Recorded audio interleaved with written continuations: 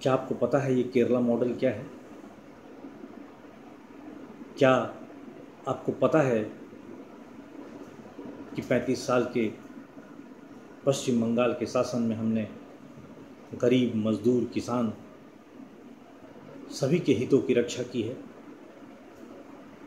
हमने कमज़ोर से कमज़ोर किसान को भी खेती के लिए ज़मीन पूंजीपतियों से छीन कर दी है, क्योंकि हम जानते हैं कि जो सर्वहारा समाज है, उस सर्वहारा समाज को जब तक अपने नीतियों के द्वारा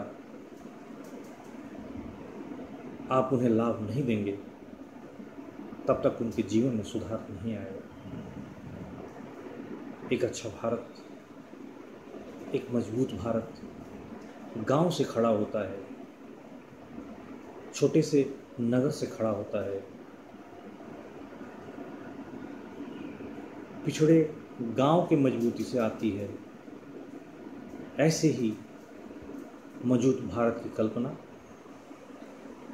भारतीय कम्युनिस्ट पार्टियां करती रही हैं,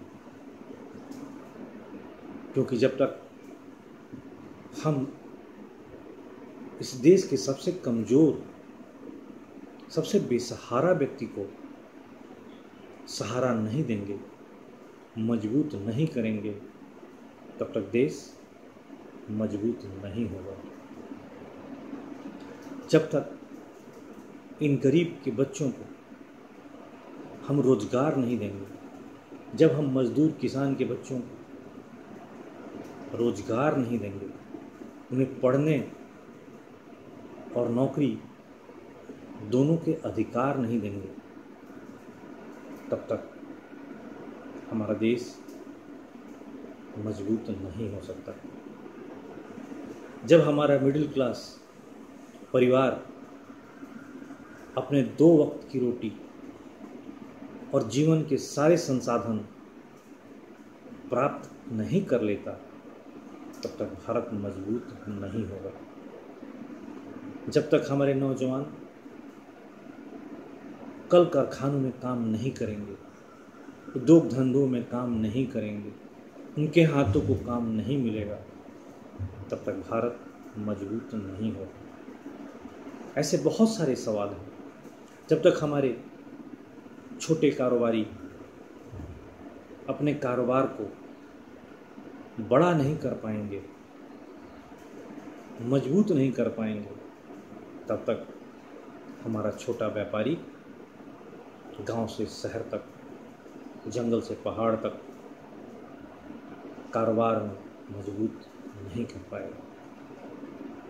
इसलिए जब हम सरकार में रहते हैं तो ऐसी नीतियां बनाते हैं ताकि इन नीतियों के माध्यम से हम समाज के सबसे कमज़ोर व्यक्ति को, इस देश के सबसे मजबूर व्यक्ति को मजबूत कर पाएँ, और वो सिर्फ भारतीय कम्युनिस्ट पार्टी और वाम दल ही कर सकते हैं, क्योंकि इन्होंने हमेशा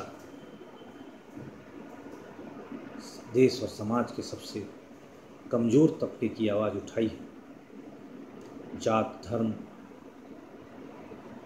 को इन्होंने हमेशा नकारा है। इनका सिर्फ एक ही लक्ष्य है कि हमारा देश का हर व्यक्ति, चाहे वो नौजवान हो, किसान हो, कामगार हो, मजदूर हो, पढ़ा लिखा शिक्षित युवक हो, बड़ी बड़ी डिग्रियां प्राप्त करने वाला इंजीनियर हो, डॉक्टर हो, सबको समान अधिकार मिले, समान ताकत मिले, ताकि वो एक मजबूत भारत का निर्माण कर पाए। नमस्कार, लाल सलाम।